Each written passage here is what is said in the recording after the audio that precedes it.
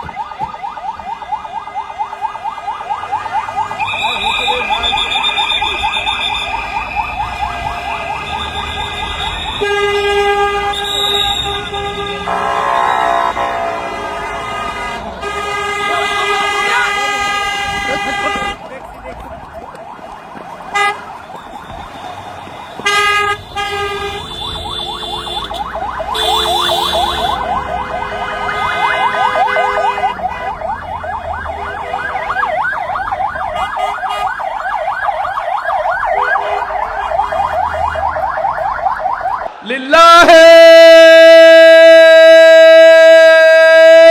তাকবীর।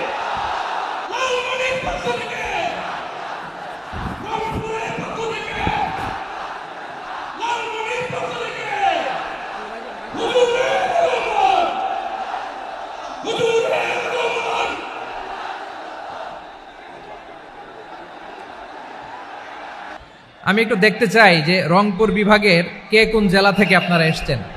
কুড়িগ্রাম থেকে কারা এসেছেন দেখি। কুড়িগ্রাম, মাশাআল্লাহ মাশাআল্লাহ। আচ্ছা, গাইবান্ধা জেলার কে আসছেন? গাইবান্ধা, হ্যাঁ মাশাআল্লাহ। ঠাকুরগাঁও অনেকে আসছেন। দিনাজপুর জেলা থেকে, মাশাআল্লাহ। নীলফামারী, ঠিক আছে, ফি আমানিল্লাহ। পঞ্চগড় অনেক আসছে। রংপুর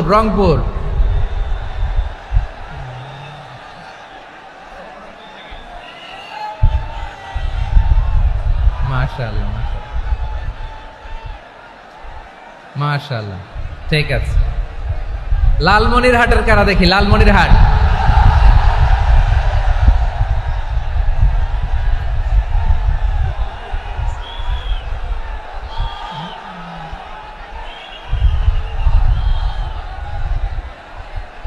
মাশাআল্লাহ, মাশাআল্লাহ,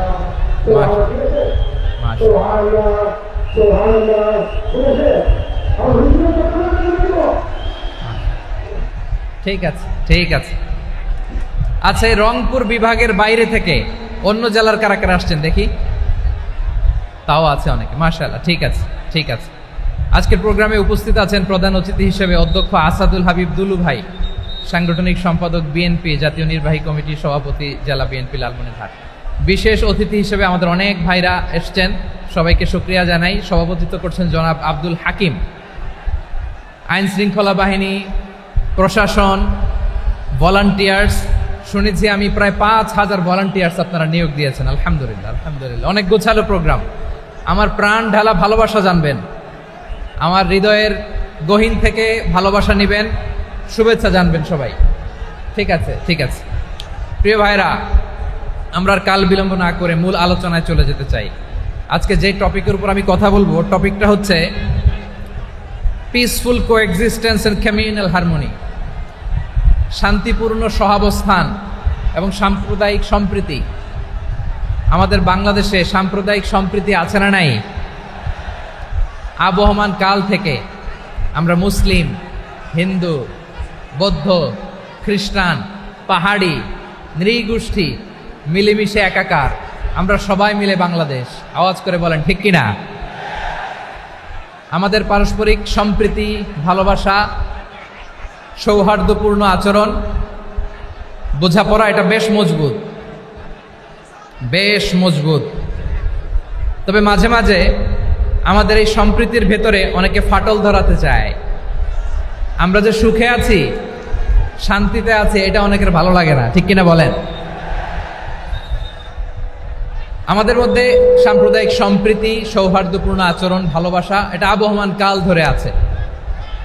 তার প্রমাণ, আমরা তাফসিরুল মাহফিলের আয়োজন করলে আমাদের হিন্দু ভাইরা ডিস্টার্ব করে না, ঠিক কিনা?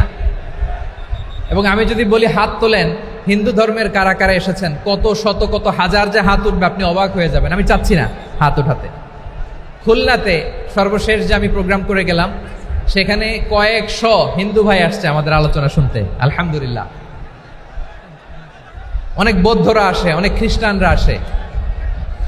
এবার সফরেও অনেক হিন্দু ভাইরা আমার সাথে দেখা করেছে। তারা বলেছে, হুজুর আমরা আপনার আলোচনা শুনি। আলহামদুলিল্লাহ বলেন। So it's our responsibility to present our religion to our non-Muslim brothers and sisters. আমাদের অমুসলিম ভাই বোনদের কাছে ইসলামের সৌন্দর্য তুলে ধরা, এটা আমাদের দায়িত্ব। We all are the ambassador of Islam. আমরা প্রত্যেকে দায়িত্বশীল, আমরা প্রত্যেকে এক একজন ইসলামের অ্যাম্বাসেডর। আলহামদুলিল্লাহ বলেন। এজন্য এমনভাবে দ্য বিউটি অফ ইসলাম, ইসলামের সৌন্দর্য আমাদেরকে ফুটিয়ে তুলতে হবে, যাতে করে নন মুসলিমরা শাহাদা পড়ে, কালিমা পড়ে মুসলমান হয়ে যায়। অনেক নন মুসলিম ভাই বোন আমাদের হাতে শাহাদা পড়ে, কালিমা পড়ে মুসলমান হয়েছে, অনেক। সো আমরা যেন ইসলামের বিউটিটাকে তুলে ধরতে পারি এবং এই যে সম্প্রীতি, এটাকে যেন আমরা অটুট রাখতে পারি। আদতে আদতে বাংলাদেশের ইতিহাস বলে আমাদের দেশে কোনো দাঙ্গা নাই, আছে? লালমনিরহাটের ভাইয়ের আওয়াজ করে বলেন, আমাদের দেশে হিন্দু মুসলিম দাঙ্গা আছে? আমরা ভাই ভাই, আওয়াজ করে বলুন তো, আমরা কি ভাই ভাই? কিন্তু কিছু দুষ্ট লোক আছে, তারা আমাদের সম্পর্কের মধ্যে ফাটল ধরাতে চায়, ঠিক কিনা বলেন? মাঝে মাঝে ঝগড়া লাগাতে চায়। দেখবেন পত্রপত্রিকায় দেখা যায় বিভিন্ন ধর্মীয় উপাসনালয়গুলোতে হামলা চালানো হয়। এগুলো রাজনৈতিক উদ্দেশ্য প্রণোদিত, এগুলোর সাথে ইসলামের কোনো সম্পর্ক নাই। এজন্য এই দুর্বৃত্তদের ব্যাপারে আমাদের সাবধান থাকতে হবে। আমরা সবসময় যেমনি ঐক্যবদ্ধ, ইউনাইটেড, আমরা যদি এরকম ইউনাইটেড থাকি, এই সমস্ত দুর্বৃত্তদের কালো হাত ভেঙে দিতে আমাদের 1 ঘন্টাও লাগবে না। চিল্লায় বলো ঠিক কিনা? আমরা সংঘবদ্ধ থাকবো। এই যে আমাদের পিসফুল কোএক্সিস্টেন্স, শান্তিপূর্ণ সহাবস্থান। হিন্দুরা পূজা করে, যেদিন হিন্দুদের পূজা অনুষ্ঠান, আমরা ওই দিন তাফসির মাহফিল করি না, ঠিক কিনা বলেন? যেদিন আমাদের তাফসিরুল কোরআনের প্রোগ্রাম, ওই দিন আমাদের হিন্দু ভাইরা ডিস্টার্ব করে না। সুবহানাল্লাহ। হিন্দুদের পূজা অনুষ্ঠানে মাদ্রাসার ছাত্র যে পাহারা দেয়, গোটা বিশ্বে এরকম দৃষ্টান্ত নজির বিরল, ঠিক কিনা বলেন? আইন শৃঙ্খলা বাহিনীর পাশাপাশি মাদ্রাসার ছাত্ররা যে সেখানে পাহারা দেয়, গোটা পৃথিবীতে এই দৃষ্টান্ত আপনি পাবেন। মাদ্রাসার ছাত্ররা, তারা তো কোরআনের ধারক, তারা হাদিসের ধারক, তারা কেন মন্দির পাহারা দিবে? এই সম্প্রীতিকে ধরে রাখার জন্য, এই সৌহার্দ্যকে ধরে রাখার জন্য, আমাদের পারস্পরিক ভালোবাসাকে অটুট রাখার জন্য। আওয়াজ করে বলতে হবে, ঠিক কিনা? এখন বলেন, আমাদের এই ভালোবাসা অটুট থাক, আমরা চাই কি চাই না? আমরা হিন্দু মুসলিম মিলেমিশে শান্তিপূর্ণ সহাবস্থান, সাম্প্রদায়িক সম্প্রীতি, লালমনিরহাটের ভাইয়ের আওয়াজ করে বলুন, এই সাম্প্রদায়িক সম্প্রীতি আমরা চাই কি চাই না? আল্লাহ এই দেশকে তুমি বরকতময় করো, বাংলাদেশকে তুমি শান্তিময় করো। আওয়াজ করে সবাই বলেন আমিন। এই জায়গাটাতে সামান্য একটু আওয়াজ হচ্ছিল, এটাও থেমে গেছে। আলহামদুলিল্লাহ, আলহামদুলিল্লাহ। এখন একেবারে everything is in my control. মাশাআল্লাহ। ঠিক আছে, আমি মূল আলোচনায় যাই। প্রিয় ভাইরা, আমি বলেছিলাম আমার আলোচনার বিষয় হচ্ছে শান্তিপূর্ণ সহাবস্থান, সাম্প্রদায়িক সম্প্রীতি। আমরা দেখব ইসলাম আমাদেরকে কি কি দিক নির্দেশনা দেয়। শান্ত হইতে হবে। খরগোশের কানের মতো কান দুটো আমার দিকে করে রাখেন। আমি এখনো উঠে যাব, হাত নাড়ায় লাভ নাই, আমি উঠে যাব। তাকায় থাকো আর কান খাড়া, আওয়াজ হবে না। হ্যাঁ, মাশাআল্লাহ, মাশাআল্লাহ, ঠিক আছে। আমরা দেখব যে রাসূল সাল্লাল্লাহু আলাইহি ওয়াসাল্লাম এই পিসফুল কোএক্সিস্টেন্সের জন্য আমাদের কি শিখিয়েছেন, কি কি গাইডলাইন দিয়েছেন। আমরা 1, 2, 3, 4 করে এগুলো আপনাদের সাথে শেয়ার করব। আমি আপনাদের খেদমতে সূরাতুল আনআমের 108 নম্বর আয়াত তেলাওয়াত করেছি।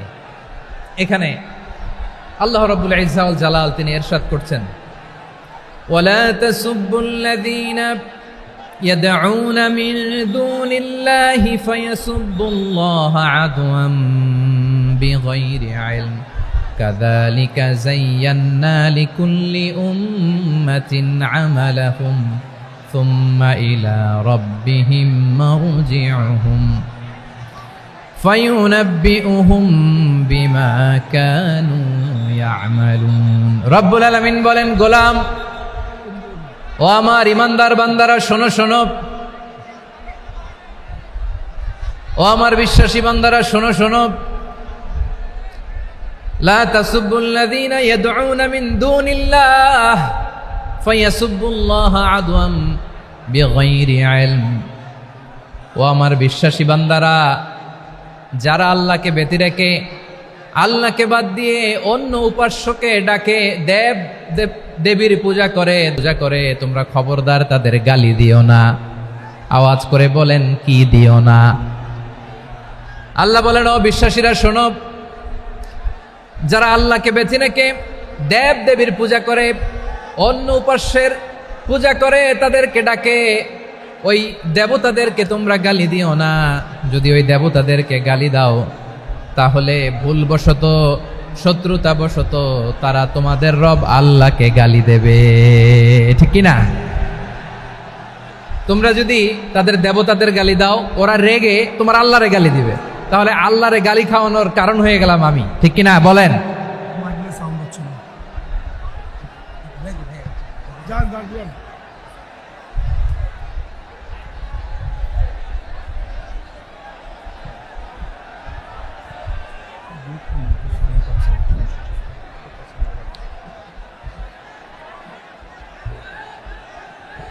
সম্মানিত ভাইয়েরা, এত বিশাল প্রোগ্রাম, মাইকের একটা সেটআপ থাকে, তারগুলো অনেক সময় নড়ে যায়, ধাক্কা ধাক্কিতে ডিসপ্লেস হয়, একটু ঝামেলা হবে।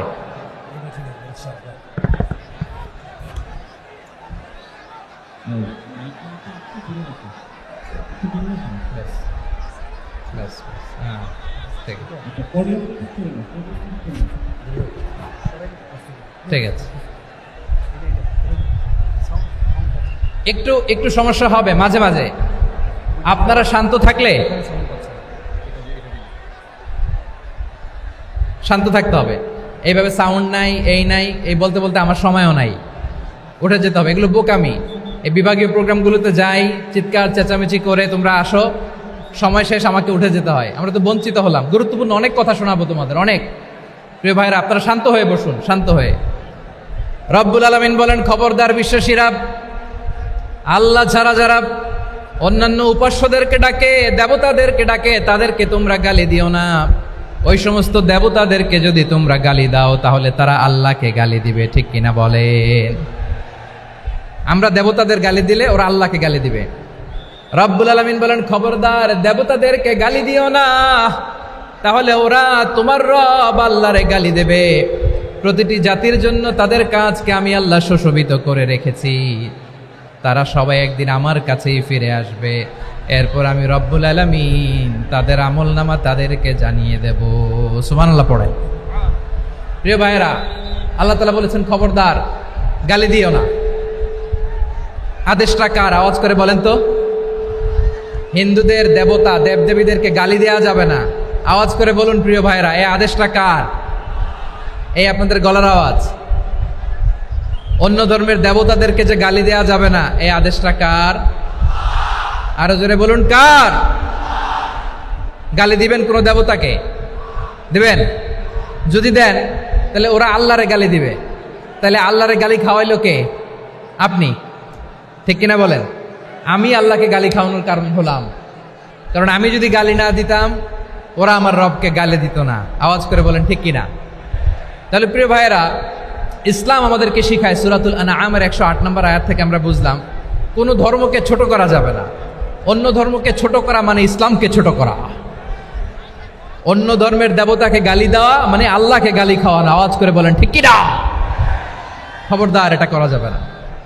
আর অন্য ধর্মের দেবতাকে যদি আপনি গালি দেন, ওরা ইসলাম থেকে দূরে সরে যাবে। যাও ইসলামের প্রতি আকৃষ্ট হয়েছিল আর কোনোদিন ইসলামের ধারে কাছে আসবে না। আওয়াজ করে বলেন ঠিক কিনা?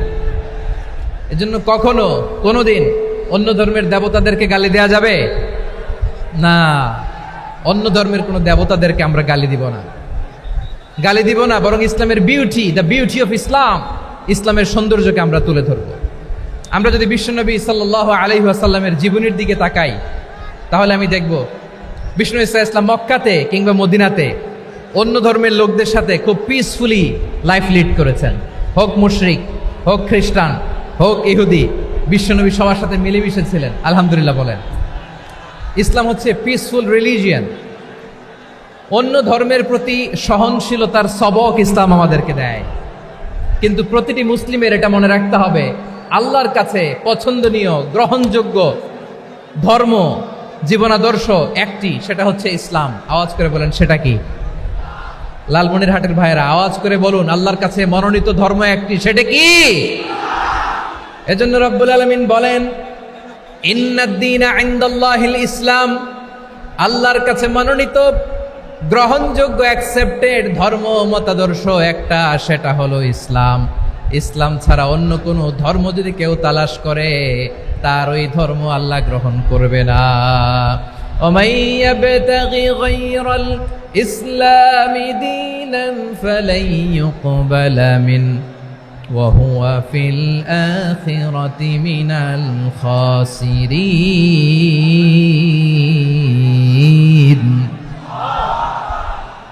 Whoever seek anything except Islam, that won't be accepted from him, and he will be loser in the day of judgment. কিয়ামতের দিন ইসলাম ছাড়া কেউ যদি অন্য কোনো ধর্ম তালাশ করেছে দুনিয়াতে, তার এই মতাদর্শ গ্রহণ করা হবে না। and he will be loser, সে হবে লুজার, ক্ষতিগ্রস্ত, হাই হাই কোম্পানির ম্যানেজার।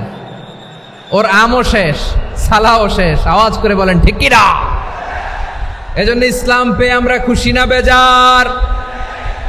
প্রত্যেক নামাজ শেষে আমরা আল্লাহরে বলি, আল্লাহ রাদিতু বিল্লাহি রাব্বা ওয়া বিল ইসলামি দীনা ওয়া বি মুহাম্মাদিন নাবিয়ান ওয়া রাসূলা। ও আল্লাহ, তোমারে রব হিসেবে পেয়ে আমরা খুশি। ও আল্লাহ, ইসলামকে ধর্ম হিসেবে পেয়ে আমরা খুশি। বিশ্বনবীকে আমাদের রাসূল পেয়ে আমরা খুশি। ঠিক কিনা বলে?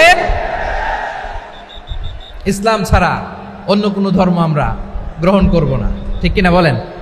আল্লাহর কাছে অ্যাকসেপ্টেড রিলিজিয়ান একটা, সেটা ইসলাম।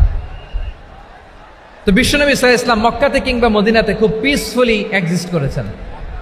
যে কোনো ধর্মের সাথে মিলেমিশে চলেছেন। তার প্রমাণ আমরা যদি রাসূল সাল্লাল্লাহু আলাইহি ওয়াসাল্লামের বায়োগ্রাফির দিকে তাকাই তাহলে দেখব তিনি মুশরিকদের সাথে পিস ট্রিটি করেছেন, শান্তি চুক্তি, পিস ট্রিটি, পিস এগ্রিমেন্ট। আপনারা হুদাইবিয়ার সন্ধির নাম শুনেছেন? আমার লালমনিরহাটের কলিজার টুকরা ভাইয়েরা, হুদাইবিয়ার সন্ধির নাম আপনারা শোনেন নাই? 6ষ্ঠ হিজরিতে বিষ্ণু ঈসা ইসলাম মুশরিকদের সাথে এই ট্রিটি করেছেন, চুক্তি। কাদের সাথে? মুশরিকদের সাথে। আমরা তো মুসলমান বসতে পারি না, আমরা দুই মুসলিম ভাই একসাথে বসে চা খেতে পারি না, গল্প করতে পারি না। বিষ্ণু ঈসা ইসলাম মুশরিকদের সাথে ট্রিটি করেছেন, হুদাইবিয়ার সন্ধি। এই সন্ধির আগে মক্কা থেকে কেউ মদিনায় যেতে পারে না, মদিনা থেকে কেউ মক্কায় যেতে পারে না, কিন্তু এই সন্ধির পরে ট্রাফিক স্বাভাবিক হয়ে গেল। মক্কার লোকেরা মদিনায় আসতে পারে, মদিনার লোকেরা মক্কায় আসতে পারে। এটাকে বলে সুলহে Hudaibiya, the peace agreement of Hudaibiya, শান্তি চুক্তি। আমরা পৃথিবীতে এখন অনেক শান্তি চুক্তির নাম শুনি, এগুলো সব the piece treaty of Hudaibiya থেকে কপি করা। আল্লাহু আকবার। তাহলে বিশ্বনবী সাল্লাল্লাহু আলাইহি সাল্লাম তিনি যে শান্তিপূর্ণ সহাবস্থানে বিশ্বাসী ছিলেন, মুসলমানেরা যে অন্য ধর্মের প্রতি সহনশীল তার প্রমাণ হচ্ছে এই পিস ট্রিটি। শুধু তাই নয়, মাইকের সাউন্ডটা একটু বাড়াই দিতে হবে, খুব দুর্বল, একটু মজবুত করতে হবে, আর একটু ক্লিন করতে হবে, আর সবগুলা জায়গায় সাউন্ড যাচ্ছে কিনা একটু ক্রস চেক করতে হবে। হ্যাঁ, পাবেন দিচ্ছে mic operator, he is trying his level best, দিচ্ছে। মাইক অপারেটর যিনি আছেন প্রতিটি জায়গায় প্রতিটি সাউন্ড বক্সে যেন আওয়াজ পাওয়া যায়, একটু ক্রস চেক করেন, সাউন্ডটাকে একটু স্ট্রং করে দেন। হ্যাঁ, ঠিক আছে, মাশাআল্লাহ। এদিকে তাকান, এদিকে। মক্কার পার্ট গেল, পিস এগ্রিমেন্ট করলেন, শান্তি চুক্তি। বিষ্ণু ঈসা ইসলাম মদিনায় যেয়ে কি করলেন? মদিনায় যে বিষ্ণু ঈসা ইসলাম মদিনা চার্টার করলেন, মদিনা সনদ, সাহিফাতুল মদিনা, এটার বলে মদিনা চার্টার। যে ওয়েস্টে, ইউরোপে, আমেরিকাতে তারা অনেক চার্টার করে, এই সব চার্টার মদিনা চার্টার থেকে কপি করা। আওয়াজ করে পড়েন সুবহানাল্লাহ। বিষ্ণু ঈসা ইসলাম মদিনায় গেলেন, মদিনাতে মুসলিম, মুশরিক, ইয়াহুদি, এই 3 ধর্মের লোক মিলে সব স্টেক হোল্ডার যারা আছে সবাইকে নিয়ে বিষ্ণু ঈসা ইসলাম মদিনা চার্টার করলেন, মদিনা সনদ, পড়েন সুবহানাল্লাহ। শুধু তাই নয়, মক্কাতে বিশ্বনবী পিস এগ্রিমেন্ট করলেন, শান্তি চুক্তি মুশরিকদের সাথে। মদিনাতে যে বিশ্বনবী মদিনা চার্টার করলেন, মদিনা সনদ করলেন ইহুদিদের সাথে। আবার মদিনাতে বিশ্বনবী ইহুদিদের সাথে পিস ডায়ালগ করলেন, ইন্টারফেথ ডায়ালগ করলেন, আন্তধর্মীয় সংলাপ করলেন। যে সংলাপের মূল ভিত্তি ছিল তাওহীদ। মূল ভিত্তি ছিল কি? তাওহীদ। বিশ্বনবী ইহুদিদেরকে ডাকলেন, আহ্বান করলেন, কুল ইয়া আহলাল কিতাবি তাআলাউ ইলা কালিমাতিন সাওয়াইন বাইনানা ওয়া বাইনাকুম আল্লা না'বুদা ইল্লাল্লাহ ওয়া লা নুশরিকা বিহি শাইআন ওয়া লা ইয়াত্তাখিযা বা'দুনা বা'দান আরবাবাম মিন দুনিল্লাহ فإن تولوا فقولوا اشهدوا بأننا مسلمون। সুবহানাল্লাহ পড়েন। বিশ্বনবী মদিনার ইহুদিদের ডেকে বললেন, ও ইহুদিরা, শোনো শোনো, আসো এমন একটা আদর্শের প্রশ্নে আমরা একত্রিত হই যে আদর্শের প্রচার তোমাদের নবীরাও করেছে, আমিও করি। যে আদর্শের কথা তোমাদের পবিত্র ধর্মগ্রন্থগুলোতে আছে, আমার কোরআনেও আছে, সেটা হলো তাওহীদ। আমরা এক আল্লাহ ছাড়া কারো ইবাদত করব না, আল্লাহর সাথে কাউরে শরীক করব না, আল্লাহ ছাড়া কাউরে রব মানব না। পড়েন সুবহানাল্লাহ। তাহলে আমার প্রিয় লালমনিরহাটের ভাইরা, মদিনাতে যেয়ে তিনি মদিনা চার্টার করলেন, মদিনা সনদ, পিস ডায়ালগ করলেন, শান্তির সংলাপ, ইন্টারফেথ ডায়ালগ করলেন, আন্তধর্মীয় সংলাপ, যার ভিত্তি ছিল তাওহীদ। সুবহানাল্লাহ পড়েন। তাহলে অন্য ধর্মের প্রতি সব সময় ইসলাম সহনশীল, টলারেন্স। যদি আপনি দেখতে চান ইসলামের নবী বিশ্ব নবীর দিকে তাকান, ঠিক কিনা বলেন? আমরা তো সংখ্যালঘুদের রাইটস প্রোটেক্ট করার জন্য কত আইন বানাই, কত বৈঠক করি, কত সংবাদ সম্মেলন করি। বিষ্ণু সাল্লাল্লাহু আলাইহি ওয়াসাল্লাম সংখ্যালঘুদের রাইটসের ব্যাপারে, অধিকারের ব্যাপারে যে কথা বলেছেন, শুনলে আপনি অবাক হয়ে যাবেন।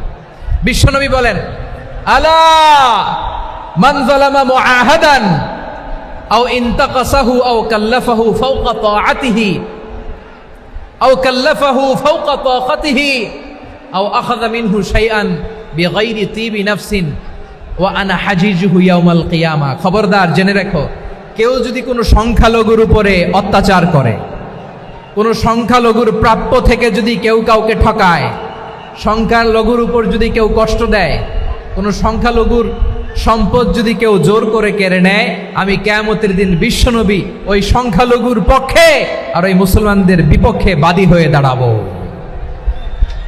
সুবহানাল্লাহ বলতে পারলেন না? আল্লাহু আকবার। আপনি নামাজি, আপনি মুসল্লি, আপনি হাজী সাহেব, তাহাজ্জুদ পড়তে পড়তে কপালে দাগ ফেলে দিছেন, আপনার প্রতিবেশী হিন্দু, ভাবছেন আমার তো পাওয়ার আছে, ওর জমিটা দখল করি। বিশ্বনবী বলেন, কিয়ামতের দিন ওই হিন্দুর পক্ষে তোর বিরুদ্ধে আমি বাদী হয়ে দাঁড়াবো। পৃথিবীর কোন ধর্মে এরকম স্টেটমেন্ট পাবেন? পাবেন? আপনি ভাবছেন আপনি নামাজ পড়লে হাজী সাহেব কপালে দাগ ফেলাই দিলে আপনি সেলসেলায় জান্নাতে চলে যাবেন না? খবরদার। বিশ্বনবী বলেন, কোন সংখ্যালঘুর উপর যদি কেউ আক্রমণ করে, তার প্রাপ্য তাকে না দিয়ে যদি তাকে ঠকায়, তার উপর জুলুম করে, তার সম্পদ যদি কেড়ে নেয়, আমি নবী, তুমি মুসলিম হইতে পারো, মুসল্লি হইতে পারো, তার পক্ষে তোমার বিপক্ষে আল্লাহর দরবারে বাদী হয়ে দাঁড়াবো। আচ্ছা, লালমনিরহাটের ভাইরা, কথা বুঝতে পারলে আওয়াজ করে উত্তর দেন। বিশ্বনবী যদি কারো বিপক্ষে দাঁড়ায় কিয়ামতের দিন, আই রিপিট, আমি আবারও বলছি, বিশ্বনবী যদি কিয়ামতের দিন কারো বিপক্ষে দাঁড়ায়, ও তো সেলসেলায়া জান্নাতি, তাই না? জান্নাতি না?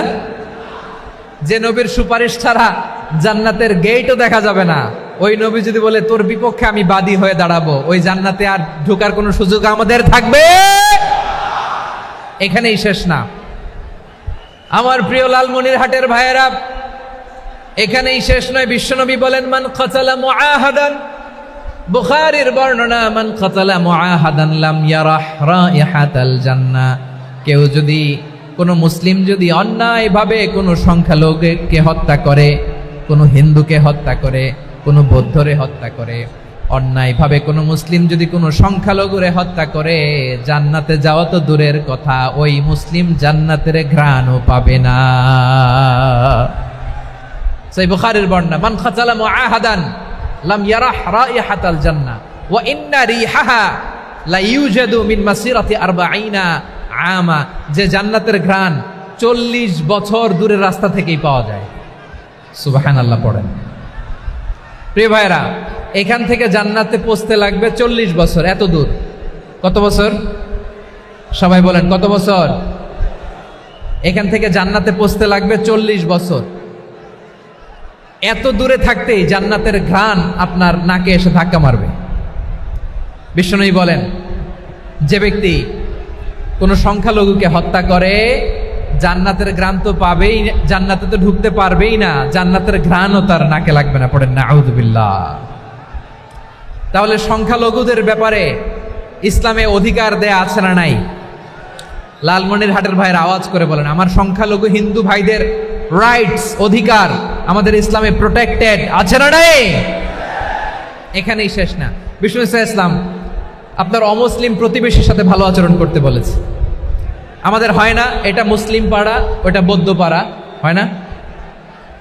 অনেক সময় হয় না, এটা আমাদের মুসলিম পাড়া, ওইটা হিন্দু পাড়া, এরকম আছে না নাই? লালমনিরহাটে নাই না? আছে? হিন্দু যদি আপনার প্রতিবেশী হয়, কি করবেন? ওর কষ্ট দিবেন নাকি? কেন? ও তো হিন্দু, ও তো আমার আল্লাহরে ডাকে না, ওরা কষ্ট দিলে জায়েজ হবে না? খবরদার। বিষ্ণু ইসলাম বলেন, মান কানা ইউমিনু বিল্লাহ ওয়াল ইয়াউমিল আখির ফালিউকরিম জারাহ।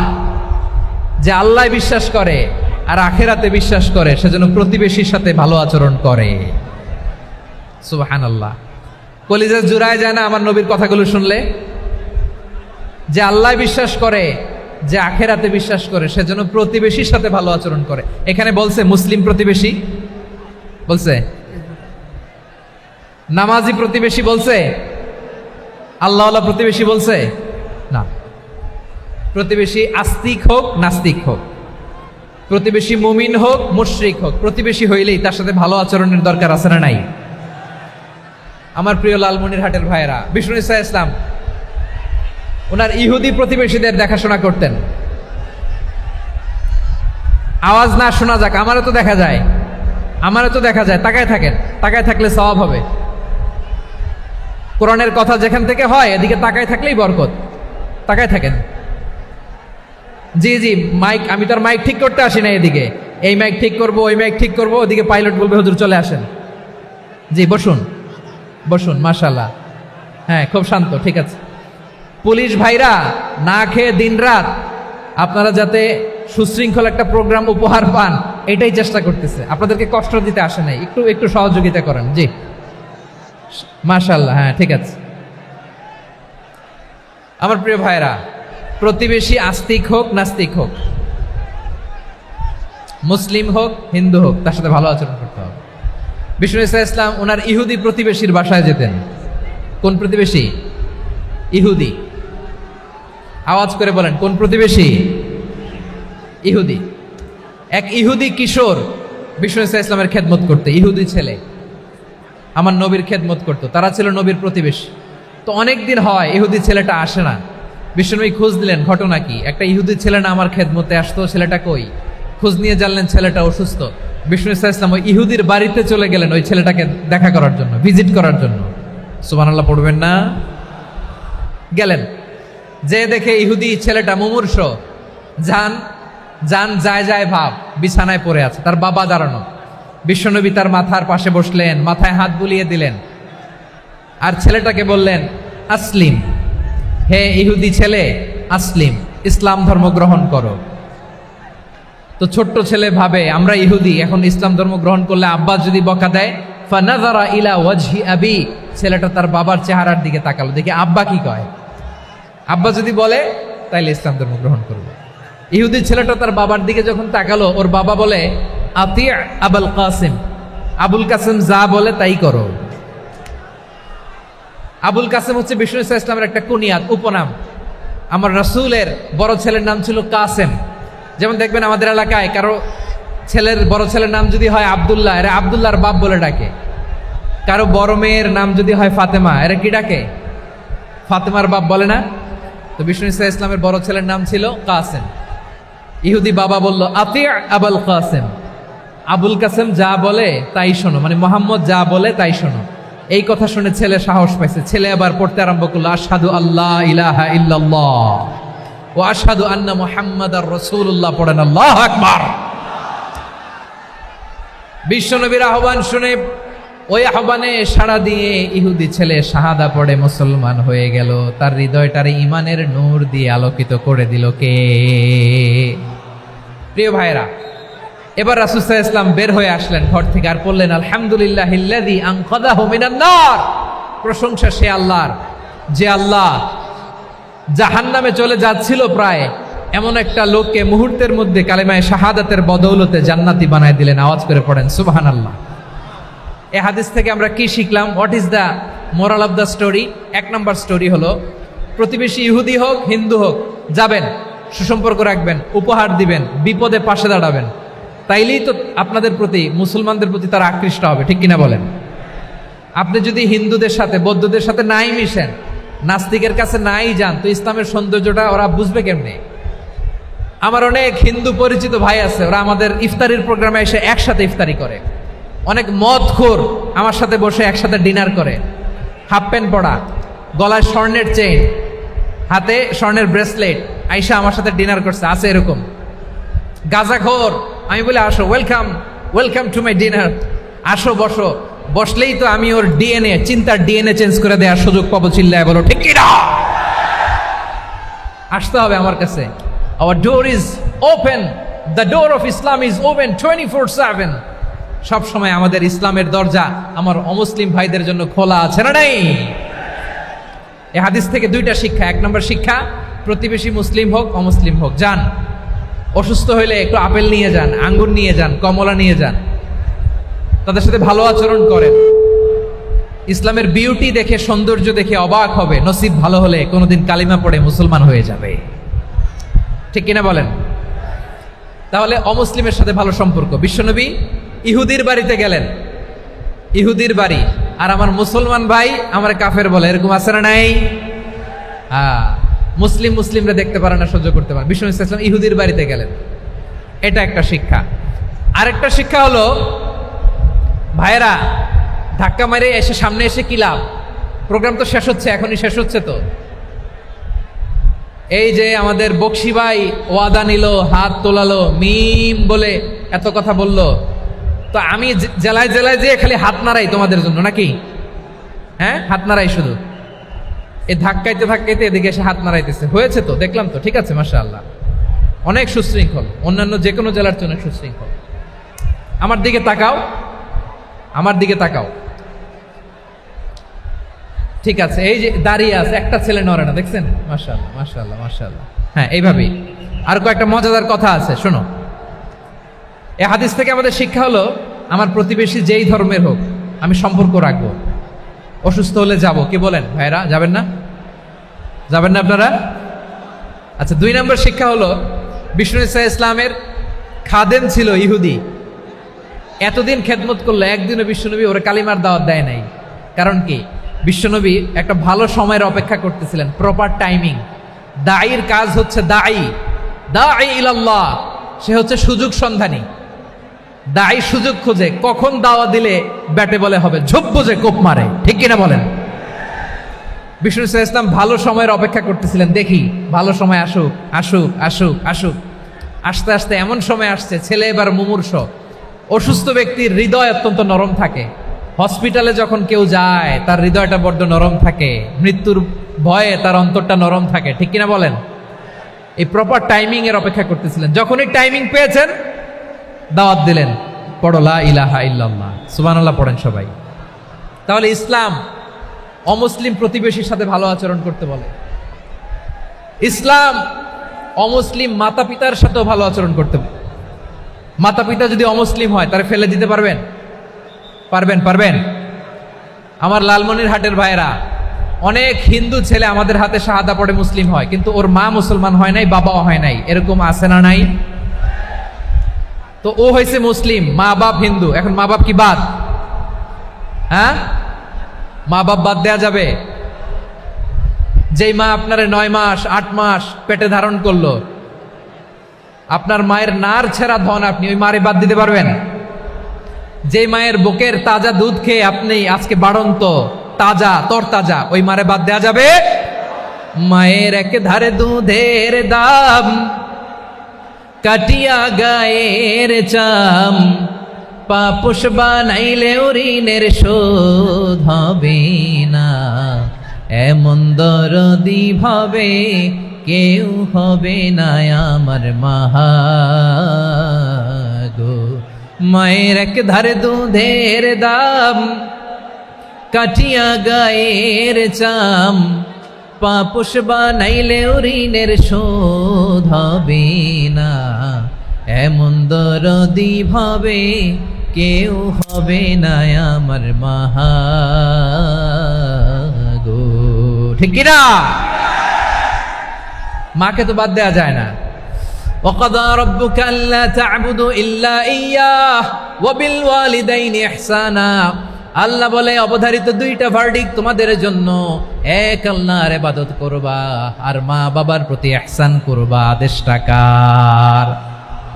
মা বাবার প্রতি ইহসান করতে হবে। আমার মা হিন্দু হোক, ভালো আচরণ করতে হবে, বৌদ্ধ হোক, ভালো আচরণ করতে হবে। আমার যে সমস্ত হিন্দু ভাইয়েরা মুসলিম হয়েছ, তোমাদের মা বাবা এখনো মুসলমান হয় নাই, তাদের সাথে ভালো আচরণ করতে হবে। আপনাদের খেদমত নিজে করতে হবে, অথবা খেদমতের ব্যবস্থা করাই দিতে হবে। মান্থলি যে খরচ লাগে এটা দিতে হবে। আরে তুমি এখন মুসলিম, তোমার মা বাবা হিন্দু, এখনই তো সুযোগ ইসলামের সৌন্দর্য দেখানো। এখন মা বাবা যদি দেখে, আরে এটা হিন্দু থাকতে তো বদমাইশ ছিল, বেয়াদব ছিল, কি এমন ধর্ম সে গ্রহণ করলো যেটা গ্রহণের সাথে সাথে সে পাল্টে গেল? কি এমন ধর্ম সে গ্রহণ করেছে যেটা তার জীবনকে আলোকিত করে দিয়েছে? নসিব ভালো হইলে তারাও কালিমা পড়ে মুসলমান হয়ে যাবে।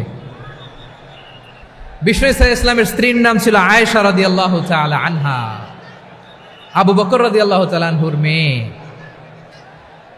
আবু বকর রাদিয়াল্লাহু তাআলা আনহুর আরেক মেয়ের নাম হচ্ছে আসমা। কি নাম? দুজনই আবু বকর রাদিয়াল্লাহু তাআলা আনহুর মেয়ে, আসমা আর আয়েশা। নাম দুটা কেমন লাগে? আসমা নামটা কেমন লাগে? আয়েশা নামটা কেমন লাগে? সবার ভালো লাগে নাই? নাম দুটো আপনাদের ভালো লাগে? লালমনিরহাটে অনাগত যদি কন্যা সন্তান হয়, যদি মনে চায় আসমা রেখে দিতে পারবেন, যদি মনে চায় আয়েশা রেখে দিয়েন। দেশে বিদেশে এয়ারপোর্টে রাস্তাঘাটে শুধু বলে হুজুর একটা নাম দেন, আমার ছেলের একটা নাম দেন, মেয়ের একটা নাম দেন। তো আমার মনে আছে যশোরের 8 দিনের মাহফিলে আমি একটা দুইটা নাম দিয়েছিলাম। আজকে লালমনিরহাটের এই প্রোগ্রামে কন্যা সন্তান যদি হয়, দুটা নাম দিলাম, আসমা কিংবা আয়েশা। ইনশাআল্লাহ পড়েন। দুজন বোন, এক মায়ের না, বাবা এক মা দুইজন। আয়েশা রাদিয়াল্লাহু তাআলা আনহার মায়ের নাম উম্মে রুমান, আর আসমা রাদিয়াল্লাহু তাআলা আনহার মায়ের নাম কুতাইলা বিনতে আব্দুল উজ্জা। আবু বকর রাদিয়াল্লাহু তাআলা আনহু 4টা বিয়ে করেছিলেন। তো একই ঘটনা ঘটেছে এই ফ্যামিলিতে। আসমা ইসলাম ধর্ম গ্রহণ করে মুসলিমা, কিন্তু তার মা কুতাইলা মুশরিকা। আই রিপিট, বোঝার জন্য আমি আবারও বলি, আসমা রাদিয়াল্লাহু তাআলা আনহা মুসলিমা, আর আসমার মা কুতাইলা, আওয়াজ করে বুঝে থাকলে বলেন, আসমার মা মুশরিকা। তার মানে মেয়ে মুসলিম, মা অমুসলিম। ভেজাল আছে না নাই? কিন্তু কুতাইলা আর ধৈর্য ধারণ করতে পারে না। নার ছেড়া ধন, কলিজার টুকরা ধন, কলিজার টুকরা সন্তান আসমারে দেখতে বড্ড মন চায়।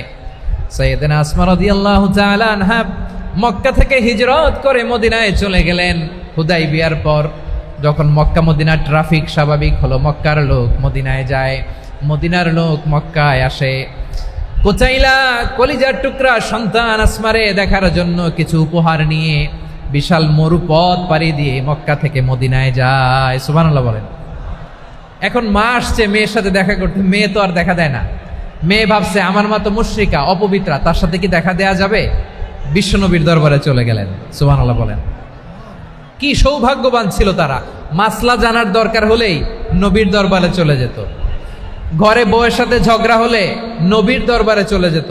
অনেক সাহাবী বলে আমার পেটে ক্ষুধা লাগলো আমি নবীর কাছে চলে যেতাম, কারণ নবীর চেহারার দিকে তাকালেই আমার পেটের ক্ষুধা মিটে যেত।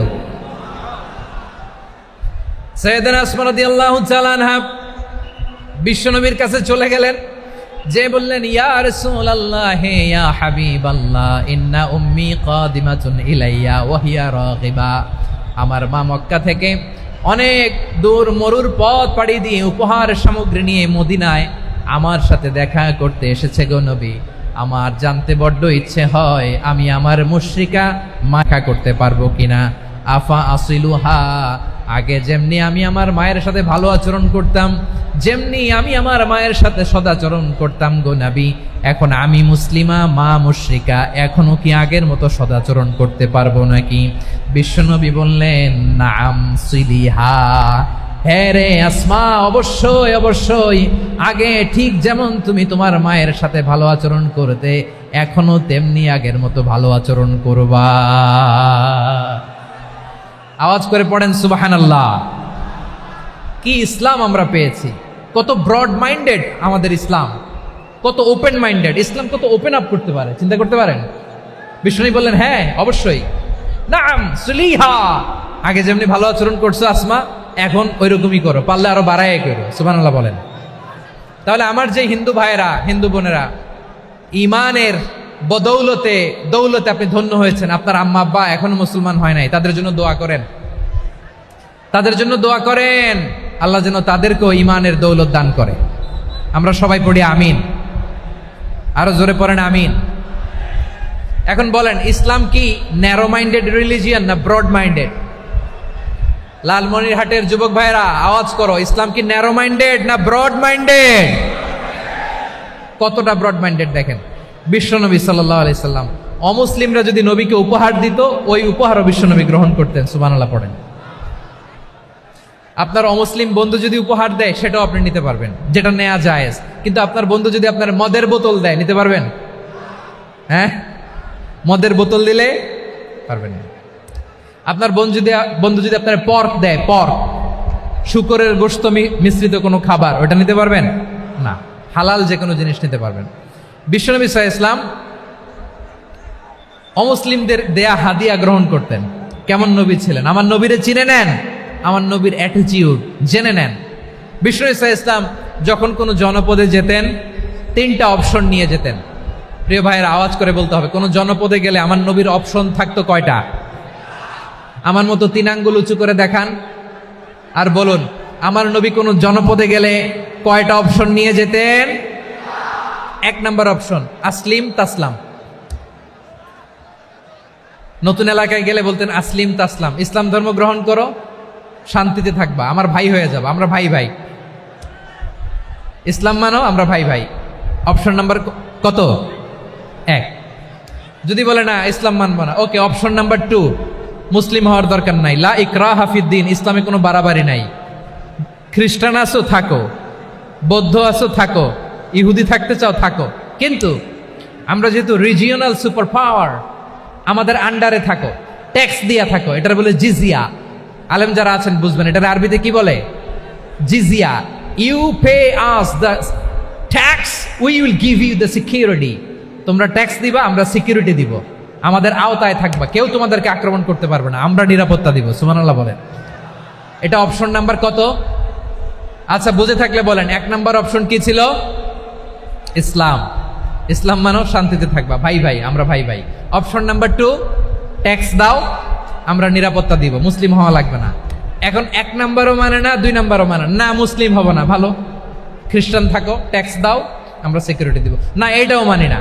বিষ্ণু বলেন, তাহলে তলোয়ার আমাদের আর তোমাদের মাঝে ফয়সালা করবে।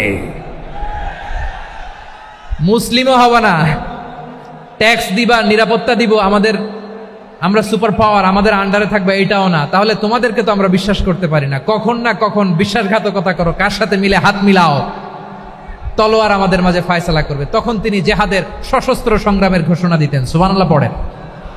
দেখেন, পশ্চিমারা জেহাদকে এইভাবে চিত্রায়িত করে না। ওরা জেহাদ বলতে বুঝায় তলোয়ার, হাত কাটো, গলা কাটো না। জেহাদ সশস্ত্র সংগ্রাম 3 নম্বরে। অধিকাংশ ক্ষেত্রেই বিশ্বনবীর সুন্দর আচরণ দেখে, আরে আমার নবীর যে নুরানি চেহারা, অনেকে তো কেবল সিরেফ চেহারাটা দেখেই কালিমা পড়ে মুসলমান হয়ে গিয়েছে। যারা মুসলিম হয় নাই, তারা তাদের ইসলামেই বলবৎ ছিল, ট্যাক্স দিয়ে ইসলামের আন্ডারে ছিল। যারা এটাও মানে নাই, ওইটাও মানে নাই, তাদের বিরুদ্ধে জেহাদ। বিষ্ণু ইসলাম 7ম হিজরিতে যখন খায়বার বিজয়ের পরে ইসলাম রিজিওনাল সুপার পাওয়ার হিসেবে আত্মপ্রকাশ করলো, বিশ্বনবী চিঠি লিখলেন অন্যান্য সুপার পাওয়ারের কাছে, রাষ্ট্রীয় চিঠি লেখে এক রাষ্ট্রপ্রধান আরেক রাষ্ট্রপ্রধানের কাছে। ঠিক কিনা বলেন? জানেন না আপনারা? এই যে 24-এর ছাত্র নাগরিক অভ্যুত্থানে, এই অভ্যুত্থান যখন শুরু হয়, আমি তখন সাউথ আফ্রিকাতে একটা স্ট্যাটাস দিয়েছিলাম, কোটা নয়, গোটা দেশ সংস্কার করা লাগবে। শুধু বাংলাদেশ নয়, সারা বিশ্বের বাংলা ভাষাভাষী লোকেরা এই আন্দোলনের সাথে সমর্থন তারা করেছে, এটাকে সাপোর্ট করেছে, তারা সমর্থন দিয়েছে। আমাদের ইউনাইটেড আরব আমিরাতের বাংলাদেশি ভাইয়েরা, তারা সেখানে রাস্তায় নেমে এসেছিল, জানেন? ওইখানে ডেমনস্ট্রেশন করা যায় না, সেখানকার সরকার তাদেরকে যাবজ্জীবন দিয়েছিল। তখন আমাদের এই যে প্রধান উপদেষ্টা ডক্টর মোহাম্মদ ইউনূস সরাসরি G2G বলে, এটারে G2G, government to government, G2G, উনি চিঠি লিখলেন যে তাদেরকে, ইউর হাইনেস, হে সম্মানিত আমির, আপনি আমার এই চিঠির কারণে আমার সম্মানে এই 53 জন বাংলাদেশিকে মাফ করে দেন। এই চিঠির বদৌলতে বেকসুর খালাস পেয়ে গিয়েছিল আমাদের ভাইরা। জানেন না এই ঘটনা আপনারা? তাহলে গভর্নমেন্ট টু গভর্নমেন্ট চিঠি দেওয়া হয়। 7ম হিজরিতে বিষ্ণু ইসলাম সব সুপার পাওয়ারের কাছে চিঠি দিলেন, রোমান সম্রাটের কাছে, পারস্য অধিপতির কাছে, মিশরের অধিপতির কাছে, সবার কাছে চিঠি লিখলেন। চিঠির ভাষা ছিল এরকম, মিন মুহাম্মাদিন রাসূলিল্লাহ ইলা মুকাওকিস আযীমিল কিবত, মুহাম্মদ রাসূলুল্লাহর পক্ষ থেকে মিশরের বাদশার কাছে, আসলিম তাসলাম, ইসলাম মানো, শান্তিতে থাকবা, সালামুন আলা মান ইত্তাবা আল হুদা, শান্তি তার জন্য যে হেদায়েতের অনুসরণ করে। সুবহানাল্লাহ পড়েন। তো এই চিঠি অনেকে ভালোভাবে রিসিভ করেছে, অনেকে এই চিঠি পাওয়ার পরে নবীর কাছে আবার ইন রিটার্ন উপহার পাঠিয়েছে। কি পাঠিয়েছে? উপহার। মিশরের বাদশাহ মুকাউকেস তিনি বিশ্বনবীকে বিশাল এক উপহারের ডালি পাঠিয়েছেন। মিশরের বাদশাহ মুকাউকেস ছিলেন ধর্মে খ্রিস্টান। লালমনিরহাটের ভাইয়েরা আওয়াজ করে বলেন, মিশরের বাদশাহ ধর্মে কি ছিল? খ্রিস্টান। কি উপহার দিয়েছিল আমার নবীকে? শুনতে মনে চায়? আওয়াজ নাই লালমনিরহাটের গলায়, শুনতে মনে চায়? 1000 স্বর্ণ মুদ্রা, 1000 স্বর্ণ মুদ্রা।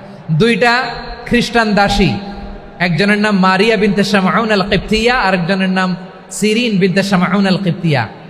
একজন খ্রিস্টান দাস 20 থান কাপড় জামা বানানোর জন্য, আমরা নবী যেন সেলাই করে জামা বানাতে পারে এজন্য 20 থান কাপড়, 20 থান ফাইন গার্মেন্ট। সুবহানাল্লাহ পড়বেন না? এরপরে একটা গাধা যেটার নাম ছিল উফাইর, আর একটা খচ্চর, এটার নাম ছিল দুলদুল। খচ্চর চিনেন? গাধা আর ঘোড়ার ক্রসিং এ যে প্রাণীটা দুনিয়াতে আসে এটার খচ্চর বলে। তো এই যে সুপার পাওয়ার খ্রিস্টান বাদশার কাছে নবী চিঠি লিখলেন, ওই খ্রিস্টান বাদশাহ আমার নবীকে উপহার দিল। বিশ্বনবী এই উপহারগুলো সানন্দে গ্রহণ করেছে। সুবহানাল্লাহ পড়বেন না? তাহলে অমুসলিম কেউ যদি আপনাকে উপহার দেয়, হালাল উপহার হলে আপনি গ্রহণ করতে পারবেন। অনুরূপভাবে পারস্যের বাদশাহ রোম সম্রাট বিশ্বনবীকে উপহার পাঠিয়েছেন, আমার নবী সবগুলো উপহার গিফট গ্রহণ করেছেন। সুবহানাল্লাহ বলেন। তাহলে প্রিয় লালমনিরহাট আওয়াজ করে বলুন, ইসলাম কি ন্যারো মাইন্ডেড রিলিজিয়ন না ব্রড মাইন্ডেড? আম্মাজান আয়েশার কাছে মাসালা জানতে চায় মেয়েরা, হে আম্মাজান, অগ্নি উপাসকেরা তাদের ঈদের দিন নওরোজের সময় আমাদেরকে পাখি দেয়, নেওয়া যাবে? উনি বললেন, ওরা জবাই করে দিলে নেওয়া যাবে না, কিন্তু ওরা যদি ফলমূল এরকম খাবার দেয় এগুলো নেওয়া যাবে। তার মানে অমুসলিমদের দেয়া উপহার এটা গ্রহণ করা যায়। সুবহানাল্লাহ বলেন। শুধু তাই নয়, বিষ্ণু ঈসা ইসলাম অমুসলিমদের সাথে আর্থিক লেনদেনও করেছেন, ফিনান্সিয়াল ডিলিং করেছেন। অমুসলিমদের সাথে প্রয়োজনে আপনি ফিনান্সিয়াল ডিলিং করতে পারবেন। আমরা প্রায় দেখি বাজারের মিষ্টির দোকানগুলো আমার হিন্দু ভাইদের। লালমনিরহাটে মিষ্টির দোকান, দইয়ের দোকান কারা চালায়? হিন্দুরা চালায় না? তারপরে যে বারবার শপ, চুল কাটে যে নাপিত, অধিকাংশ নাপিতের দোকানে কারা? আমার হিন্দু ভাইরা। তা আপনি চুল কাটতে পারবেন কিনা? পারবেন কিনা বলেন? পারবেন। তার দোকান থেকে দই মিষ্টি কিনতে পারবেন কিনা? হ্যাঁ, আমার মুসলিম ভাইয়ের দোকান থাকলে ওইটারে আমি বেশি প্রায়োরিটি দিব, ঠিক কিনা? কিন্তু যদি তাদের সার্ভিস নিতে চান, প্রোডাক্ট নিতে চান, পারবেন। তার দলিল সহিহ বুখারী, আম্মা জান আয়েশা রাদিয়াল্লাহু তাআলা আনহা বলেন, ইশতারা রাসূলুল্লাহ সাল্লাল্লাহু আলাইহি ওয়াসাল্লাম মিন ইয়াহুদিন তুআমান ওয়া রাহানাহু দিরআহু মিন হাদিদ। রাসূল সাল্লাল্লাহু আলাইহি ওয়াসাল্লাম এক ইহুদির কাছ থেকে, কার কাছ থেকে? সবাই বলে নাই কার কাছ থেকে? আমার নবী, পেয়ারা নবী এক ইহুদির কাছ থেকে জব কিনেছিল। জব, বার্লি, যেটা দিয়ে রুটি বানায়। ওই জবের দাম দেওয়ার টাকা পয়সা নবীর কাছে ছিল না। ফলে নবী ওনার একটা পোশাককে মর্গেজ রেখেছিলেন, মর্গেজ, বন্ধক, যে এখন এটার দাম দিতে পারবো না, কয়েক কেজি বার্লি নিয়ে যাই আর বন্ধক হিসেবে আমার জামাটা রেখে গেলাম, যেই দিন দাম দিব ওই দিন জামাটা ছুটাই নিয়ে যাব। সুবহানাল্লাহ পড়বেন না? বাকিতে নিছিলেন, বাকিতে। দিরআহু মিন হাদিদ, লোহার তৈরি বর্ম, মানে যুদ্ধের পোশাক, লোহা দিয়ে বানানো। বিশ্বনবী বললেন, কয়েক কেজি জব দাও, টাকাটা পরে দিব, এখন টাকা নাই, বন্ধক হিসেবে, মর্গেজ হিসেবে আমার জামা রেখে গেলাম, যখন টাকা দিব জামা ছুটায় নিব। আওয়াজ করে বলতে হবে সুবহানাল্লাহ। এ থেকে বোঝা গেল অমুসলিমদের সাথে ফিনান্সিয়াল ডিলিং করা যায়, অর্থনৈতিক লেনদেন করা যায়, কেনাবেচা করা যায়, প্রোডাক্ট কেনা যায়। এমনকি আমাদের মসজিদে নববীতে বারান্দায় আপনার একটা অটোমেটিক ফ্লাইং আমব্রেলা দেখছেন? সূর্য যখন বাড়ে মসজিদে নববীর বারান্দায় ইয়ার্ডের মধ্যে অটোমেটিক্যালি কিছু আমব্রেলা আছে, সাঁ করে খুলে যায়, আর সূর্যের তাপ লাগে না। আবার সন্ধ্যাবেলায় এই আমব্রেলাগুলো ওরা ক্লোজ করে ফেলে, দেখেন নাই না? দেখছেন? এই মসজিদে নববীকে সর্বোচ্চ উন্নত মানের কনস্ট্রাকশন ইনফ্রাস্ট্রাকচার ডেভেলপ করার জন্য কর্তৃপক্ষ কিছু অমুসলিম ইঞ্জিনিয়ারের ডিজাইনারের সহায়তা নিয়েছিল। সুবহানাল্লাহ বলেন। কোন দলিলের ভিত্তিতে? এই দলিলের ভিত্তিতে যে বিষ্ণু ঈসা ইসলাম অমুসলিমদের সাথেও লেনদেন করেছেন। আওয়াজ করে বলতে হবে আল্লাহু আকবার। শুধু তাই নয়, ইন কেস অফ ইমার্জেন্সি, প্রয়োজনে ইসলামের খাতিরে ইসলামকে সামনের দিকে এগিয়ে নিয়ে যাওয়ার জন্য অমুসলিমদের সাপোর্ট নেওয়া জায়েজ আছে। সুবহানাল্লাহ বলেন। অমুসলিমদের সাপোর্ট নেয়া, তাদের থেকে অর্থ নেয়া, পলিটিক্যাল সাপোর্ট, পলিটিক্যাল অ্যাসাইলাম নেওয়া জায়েজ আছে। আমাদের অনেক বিশ্ববরেণ্য দায়ীরা আমেরিকায় অস্থায়ীভাবে অ্যাসাইলাম নিয়ে থাকে, নিজের দেশে গেলে ফাঁসিতে ঝুলাই দিবে। যুগ যুগ ধরে দায়ীদের উপর এরকম অত্যাচার আর নির্যাতন আছে না নাই? মিশরের অনেক দায়ীরা পাশ্চাত্যে যেয়ে থাকে। এই যে তারা পলিটিক্যাল অ্যাসাইলাম নিয়ে থাকে, রাজনৈতিক আশ্রয়, এটা জায়েজ আছে না? এটা যে জায়েজ আছে তার প্রমাণ স্বয়ং বিশ্বনবী সাল্লাল্লাহু আলাইহি ওয়াসাল্লাম পলিটিক্যাল সাপোর্ট নিয়েছিলেন অমুসলিমদের কাছ থেকে। সুবহানাল্লাহ বলেন। খুব মজাদার একটা ঘটনা শুনবেন। আপনাদের আগ্রহ দেখে তো মনে হয় না শোনার ইচ্ছা আছে। আছে আছে, গলায় জোর আছে। লিল্লাহি তাকবীর, লিল্লাহি তাকবীর, নারে তাকবীর। মাশাআল্লাহ।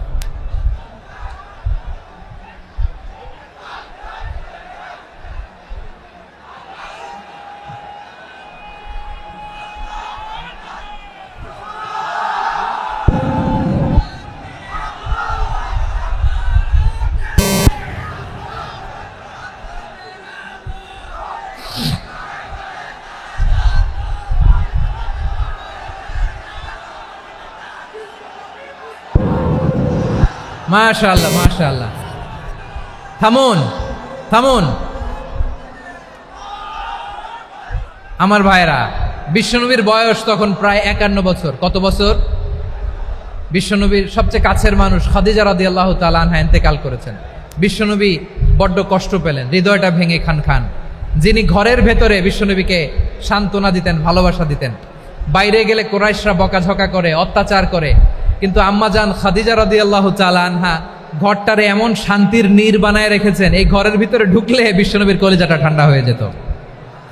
এজন্য রব্বুল আলামিন বলেন, খাদিজা, ও আমার বান্দি খাদিজা, জান্নাতে এমন স্পেশাল একটা ঘর আমি তোমার জন্য রেডি করে রেখেছি। ওই ঘরের মধ্যে কোনো আওয়াজ নাই, ওই ঘরের মধ্যে কোনো নয়েজ নাই, ওই ঘরে কোনো বিশৃঙ্খলা নাই।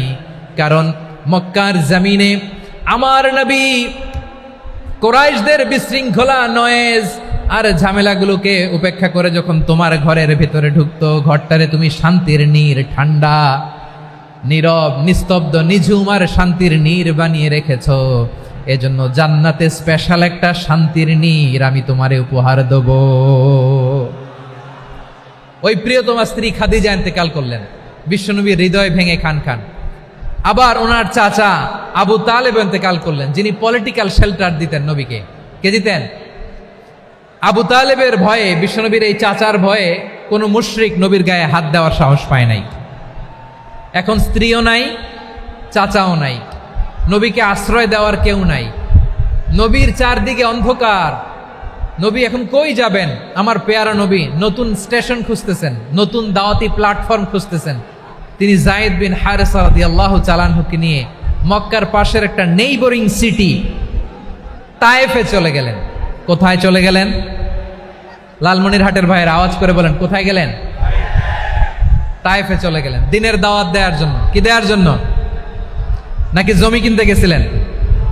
জমি কিনতে, দুনিয়ার যশ খ্যাতির জন্য, নিজের কোনো লাভের জন্য? তায়েফবাসীদেরকে জাহান্নামের আগুন থেকে বাঁচানোর জন্য। আওয়াজ করে বলতে হবে ঠিক কিনা? বিশ্বনবী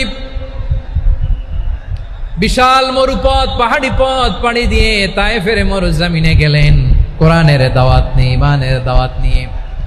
কিন্তু তায়েফের লোকেরা বিশ্বনবীর দাওয়াতকে শুধু প্রত্যাখ্যান করেই থামে নাই, তারা বিশ্বনবীর সাথে অত্যন্ত খারাপ আচরণ করেছে।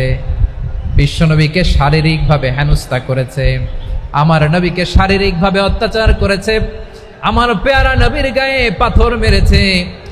বিশ্বনবীর গা বেয়ে ঝরঝর করে রক্ত ঝরেছে, নবী জামিনের মধ্যে লুটিয়ে পড়েছেন, আবার মেরেছে, আবার নবী হাঁটতে শুরু করলেন, পেছন থেকে আবার মেরেছে, আবার নবী রক্তাক্ত হয়ে জামিনের মধ্যে লুটিয়ে পড়লেন, আবার মেরেছে।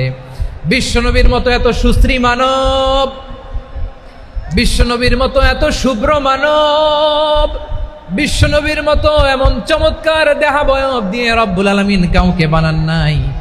এরকম চমৎকার মানুষটাকে তারা তায়েফের ওই জামিনে রক্তাক্ত করেছে। বিশ্বনবী দুনিয়ার কোনো স্বার্থের জন্য সেখানে যান নাই, নিজের কোনো লাভের জন্য, প্রাপ্তির জন্য যান নাই, তায়েফবাসীদের জাহান্নামের আগুন থেকে বাঁচাতে গিয়েছেন। ঠিক কিনা বলেন?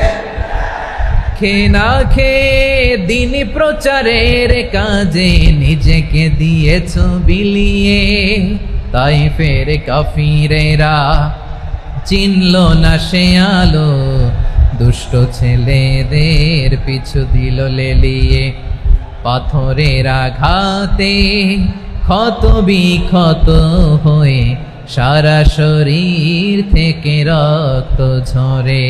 হে রাসূল তোমাকে ভুলি আমি কেমন করে, হে রাসূল তোমাকে ভুলি আমি কেমন করে। পারেন না আপনারা? ধরুন আমার সাথে। হাজার ব্যথা বেদনার পরে ফিরে আসনি তুমি আপন ঘরে, দিনের আলো তুমি ছড়িয়ে দিতে, চলে গেলে মদিনায় মক্কা ছেড়ে। হে রাসূল তোমাকে ভুলি আমি কেমন করে, হে রাসূল তোমাকে ভুলি আমি কেমন করে। ঠিক কিনা বলেন? প্রিয় ভাইরা, তায়েফের ছেলেরা নবীকে রক্তাক্ত করলো। আমার নবী কই যাবে? কই যাবে? মক্কায় জায়গা নাই, তায়েফে জায়গা নাই। তায়েফ থেকে ভারাক্রান্ত মন নিয়ে আমার নবী মক্কায় ফিরে আসলেন। বিশ্ব নবী মক্কায় ঢুকতে পারেন না। মক্কার মরুভূমির দিকে তাকিয়ে, উপত্যকার দিকে তাকিয়ে বিশ্বনবী ধা ধা করে কাঁদেন, ঝরঝর করে নবীর চেহারা মোবারক থেকে চোখের পানিগুলো বেয়ে বেয়ে পড়ে। আমার জন্মস্থান, আমার শৈশব, কৈশোর, যৌবন কেটেছে এই মক্কায়, আমার এলাকায় আমি ঢুকতে পারি না। বিশ্বনবী মক্কার অনতি দূরে দাঁড়িয়ে জায়েদকে পাঠালেন, জায়েদ যাও দেখো কেউ আমাকে সাপোর্ট করার মতো আছে কিনা, যাও অমুকের কাছে যাও। জায়েদ গেলেন, তারাও প্রত্যাখ্যান করে ফিরিয়ে দেয়। বিশ্বনবী বললেন যাও অমুক লোকের কাছে যাও, তিনিও প্রত্যাখ্যান করে ফিরিয়ে দিলেন। কেউ বিশ্বনবীকে আশ্রয় দিতে রাজি হয় না। নিজ জন্মভূমিতে বিতাড়িত বিশ্বনবী, সর্বশেষ বিশ্বনবী বললেন যাও মুতঈম ইবনে আদির ঘরে যাও। মুতঈম ইবনে আদি মুশরিক, তার কাছে যাও। গেলেন, মুতঈম ইবনে আদি রাজি হয়ে গেল। সুবহানাল্লাহ বলেন। দেখেন, অনেক বিপদের সময়ও আমি নিজে সাক্ষী, সামাজিকভাবে, রাজনৈতিকভাবে কত ঝঞ্ঝা, কত ষড়যন্ত্র, কত কনস্পাইরেসি পাড়ি দিয়ে আমাদেরকে সামনে এগিয়ে যেতে হয়। এই শত্রুদের ভেতরেও একজনকে দাঁড় করিয়ে দেয় যে আল্লাহর কোরআনের জন্য রেডি হয়ে যায়। পড়েন সুবহানাল্লাহ। মুতঈম ইবনে আদি, আল্লাহ তার মনকে নরম করে দিলেন। মুতঈম বলে, মুহাম্মদ আমি তোমাকে আশ্রয় দিব। তার দুই ছেলেকে পাঠালেন, যাও খোলা তলোয়ার নিয়ে, স্কট দিয়ে, গার্ড অফ অনার দিয়ে মুহাম্মদকে মক্কায় ঢুকাও, আর বলো আমি আমান দেব। আমান কি দিব? আমান মানে সিকিউরিটি, নিরাপত্তা। সিকিউরিটি ছাড়া, আমান দেওয়া ছাড়া কেউ থাকতে পারতো না মক্কায়। দুই ছেলে বিষ্ণু ঈসা ইসলামকে নিয়ে আসলো। নবী কাবার চারদিকে তাওয়াফ করলেন, নামাজ পড়লেন। আবু জাহেল, উতবা, শাইবা, ওয়ালিদ ইবনে মুগীরা সবাই দেখে, কেউ কিছু করতে পারে না। কারণ মুতঈম ইবনে আদি ঘোষণা দিয়েছেন, আমি মুহাম্মদকে আমান দিয়েছি, মুহাম্মদের গায়ে যেন কেউ স্পর্শ না করে। আওয়াজ করে পড়েন সুবহানাল্লাহ। নবীর এই বিপদকালে মুহূর্তে মুতঈমের হৃদয়টারে নরম করে দিল কে? আচ্ছা, লালমনিরহাটের ভাইয়েরা বলেন, এই মুতঈম কি মুসলিম ছিল না মুশরিক? সবাই বলতে হবে, মুসলিম না মুশরিক? তাহলে মুশরিকের কাছ থেকে নবী পলিটিক্যাল অ্যাসাইলাম, আধুনিক রাষ্ট্রবিজ্ঞানের ভাষায় পলিটিক্যাল অ্যাসাইলাম, যেটাকে বলে রাজনৈতিক আশ্রয়, উনার আমান বা নিরাপত্তার এই ঘোষণায় তিনি মক্কায় ঢুকলেন। যতদিন নিরাপত্তা ছিল ছিলেন। মুতঈম যখন মারা গেল, বিষ্ণু ঈসা ইসলাম হিজরত করে মদিনায় চলে গেলেন। সুবহানাল্লাহ। কিন্তু মুতঈম যে বিশ্বনবীর উপকার করছে এটা বিশ্বনবী ভুলে নাই। আমাদের অনেকে আছে উপকার করার পরে আর খেয়াল থাকে না, খাওয়ার পরে গলা দিয়ে নামলে আর খেয়াল থাকে না। এরকম আছে না নাই? আমার নবী বলে নাই, বদরের প্রান্তরে 70 জন কাফেরকে যখন বন্দি করে বিশ্বনবীর সামনে হাঁটু গেড়ে দাঁড় করানো হলো, বসানো হলো, 70 জন কাফের। কয়জন? বিশ্বনবী তাদের দিকে তাকিয়ে বললেন, সহিহ বুখারীর বর্ণনা, লাউ কানাল মুতঈম ইবনু আদি হাইয়ান সুম্মা কাল্লামানি হাউলাইন নাতনা লা তারাকতুহুম লাহু। বদরের প্রান্তরে 70 জন বন্দি কাফিরের দিকে তাকিয়ে আমার নবী বললেন, আজকে মুতঈম ইবনে আদি যদি বেঁচে থাকতো আর তোমাদের 70 জনের ব্যাপারে যদি মুতঈম এক বাক্যে একটা সুপারিশ করত, তার সম্মানে আজকে তোদের সবাইকে আমি মাফ করে দিতাম। সুবহানাল্লাহ নাই? ওই যে চিল্লাচিল্লি যে কথা বোঝে নাই, কোন জিনিস মিস করছে ওরা নিজেরাও বোঝে নাই। বিশ্বনবী মুতঈমের এই সাহায্যের কথা বলে নাই। 70 জন মুশরিক হাঁটু গেড়ে বসা, নবী চাইলে এখনই এক্সিকিউশন অর্ডার দিতে পারে। তিনি বললেন, আজকে যদি মুতঈম বেঁচে থাকতো আর মুতঈম যদি তোদের জন্য সুপারিশ করতে, এই আবর্জনাগুলোর ব্যাপারে সুপারিশ করতে, আমি মুহূর্তেই তোদেরকে এমনি মাফ করে দিতাম। এবার বলেন, ইসলাম কি ন্যারো মাইন্ডেড না ব্রড মাইন্ডেড? শুধু তাই নয়, যাকে যে সম্মান দেয়ার আমার নবী দিতেন, হোক আস্তিক হোক নাস্তিক, হোক মুসলিম হোক অমুসলিম। বিষ্ণু ইসা ইসলাম যখন রোমান সম্রাটের কাছে চিঠি লিখেছেন, আমার প্রিয় লালমনির হাটের ভাইরা, অল্প কয়েক মিনিট কয়েকটা জরুরি কথা বলবো, এদিকে তাকান, এদিকে তাকান।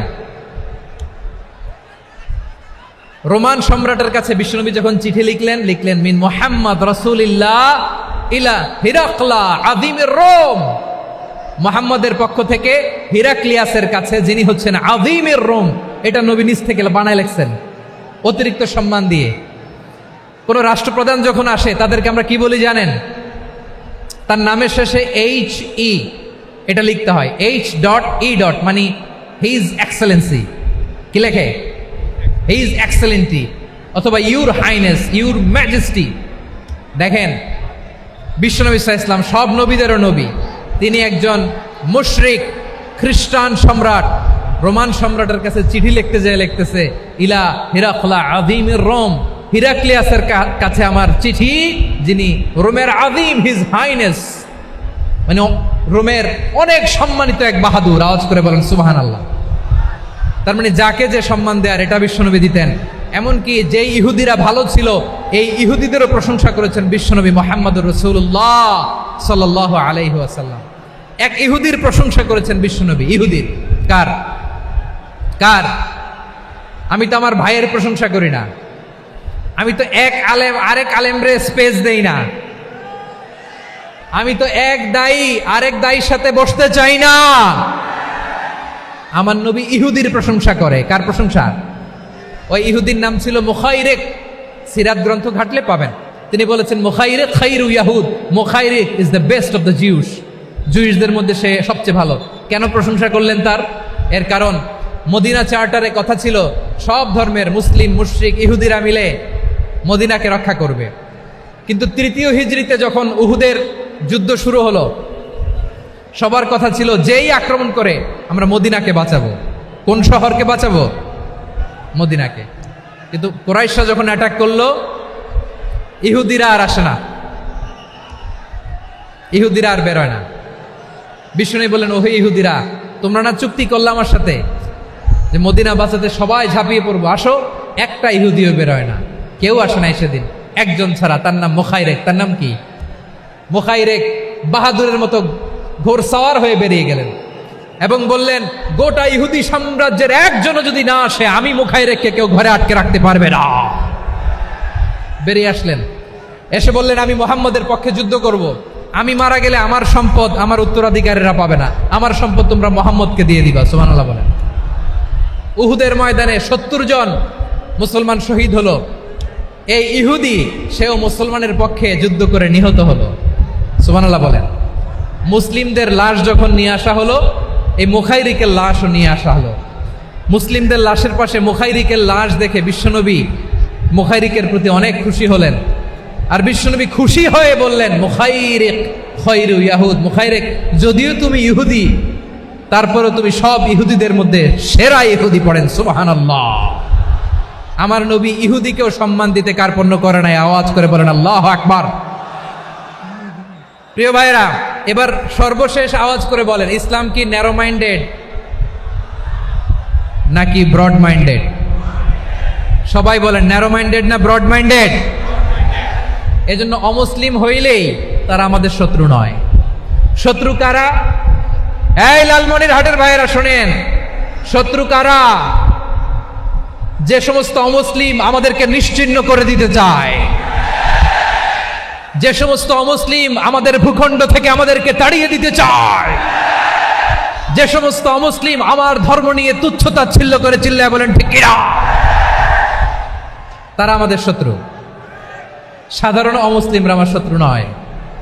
এই যে হিন্দুরা থাকে এরা আমার ভাই, বৌদ্ধরা আমার ভাই, খ্রিস্টানরা আমার ভাই, ইহুদিরা আমার ভাই। তারা দিনই ভাই নয়, তারা মায়ের পেটের ভাই নয়, তারা মানবিক দিক থেকে ভাই। ও মানুষ, আমিও মানুষ। ইসলাম মানুষকে সম্মান করে, চিল্লায় বলো ঠিক কিনা। যারা আমাদের অস্তিত্বকে নিশ্চিহ্ন করতে চায়, যারা আমাদের ভূখণ্ডকে দখল করতে চায়, যারা আমাদেরকে নিয়ে মকারি করে, ফান করে, টিটকারি করে, আমার ধর্ম নিয়ে খেলা করে, তাচ্ছিল্য করে, ওদের বিরুদ্ধে আমাদের জিহাদ। সাধারণ মুসলিম আমাদের শত্রু নয়।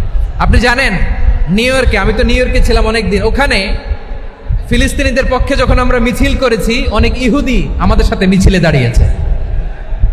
কারণ ওরাও জানে এই ভূখণ্ড ফিলিস্তিনিদের ভূখণ্ড। আওয়াজ করে বলো লালমনিরহাট ঠিক কিনা। ইসরায়েলের রাজধানী খোদ তেল আবিবে অনেক ইহুদিরা বেঞ্জামিন নেতানিয়াহু তার বিরুদ্ধে মিছিল করেছে।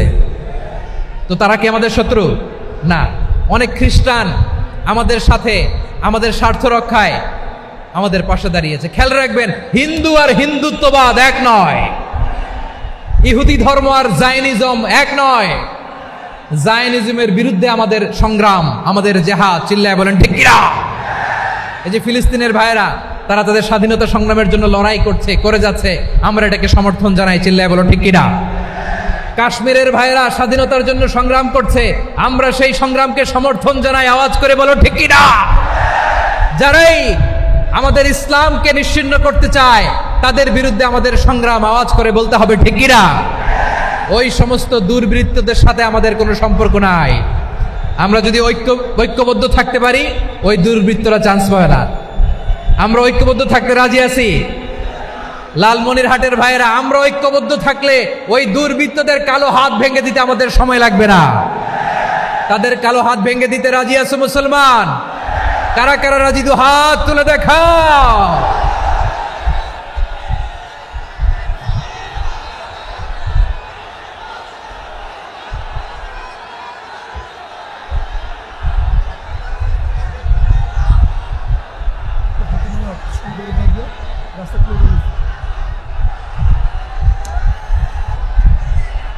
আমার প্রাণ প্রিয় লালমনিরহাটের ভাইয়েরা, শত্রু কাফের আর অশত্রু কাফেরের মধ্যে পার্থক্য আছে না নাই?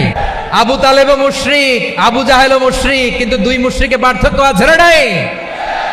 আবু তালেব নবীর চাচা, মুশরিক, মারা গিয়েছে মুশরিক অবস্থায়, কিন্তু আজীবন আমার নবীকে আগলে রেখেছে, আমার নবীকে সাপোর্ট করেছে, ভালোবেসেছে। আবু জাহেলও মুশরিক, মারা গিয়েছে মুশরিক হিসেবে, আজীবন আমার নবীর বিরুদ্ধাচারণ করেছে। আবু জাহেলের শক্তি, সামর্থ্য, স্ট্র্যাটেজি, প্ল্যান সব আমার নবীর বিরুদ্ধে ছিল। আবু জাহেলের কারণে একটা দিন শান্তিতে আমার নবী মক্কায় ঘুমাতে পারে নাই, চিল্লায় বলেন ঠিক কিনা।